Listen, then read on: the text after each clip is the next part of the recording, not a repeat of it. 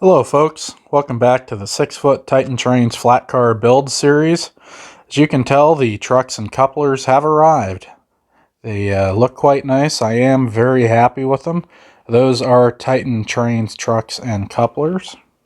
They roll very well, even at the slight uphill on the floor.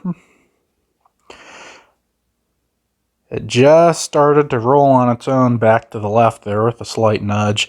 The drain in the floor is in that direction, so just with the tiny amount of slope that's in this concrete floor, it's enough to get these trucks to roll. Now, it is worth mentioning, I ordered the trucks on, I believe, September 26th. They arrived on November 27th. So 2 months to get the trucks and couplers. I was told they typically ship within 3 to 4 weeks, so that time frame there was definitely not the case.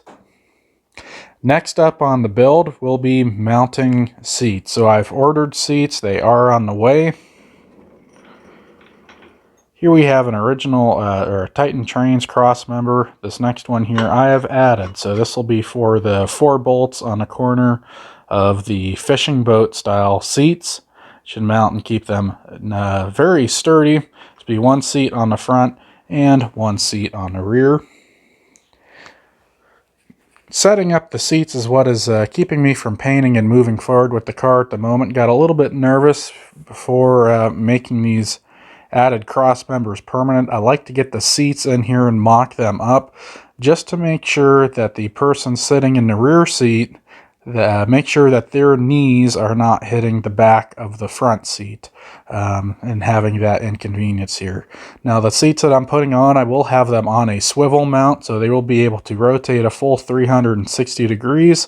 So if this car changes direction down the track, it will be very easy to just spin those seats around to face the direction of travel. Again, as this is my operating or engineer's car, having the seats being able to swivel around be very convenient. Also, with putting the seats roughly in this location, that leaves enough space on each end for a good safe area to put a passenger's feet, so their feet are not hanging off the end, possibly hitting another car up front, over behind, or the locomotive itself. So a little of extra space there just to for safety purposes. Also, I've started to mess around with weathering the wood decking. As you can see in the back there, the top sample is what I'm going to go with. That is a gray stain with a little bit of shoe polish to help darken it up there in the top, kind of give it a more weathered and dirty look.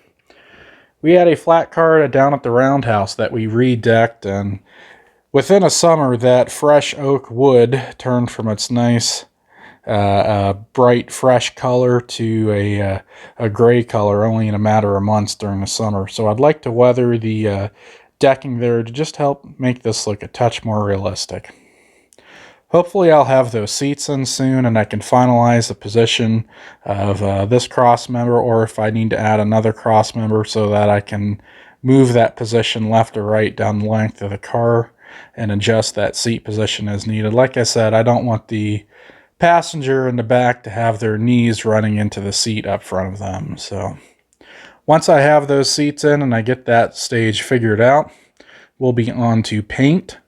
One of the next decisions I have to make too is whether to order vinyl decals for this car for the lettering, or if I am ambitious enough to actually get stencil paper and stencil material and attempt to cut out the stencils by hand to get the correct, or as close as possible, Pennsylvania Railroad fonts. That'll be a lot of work. Not sure if I'm up to it or not. I like the idea of a painted on stencil. I imagine that would be much more durable than a thick vinyl decal. Also, something I don't care for is the heavy edge that you can see along the edge of a vinyl decal. I don't like catching that edge in the light and seeing that bump there between the paint and the decal. So we'll see how this goes forward and what I decide to do. But thought I'd give you a quick update. It's been a few weeks since the last one. Thank you for watching.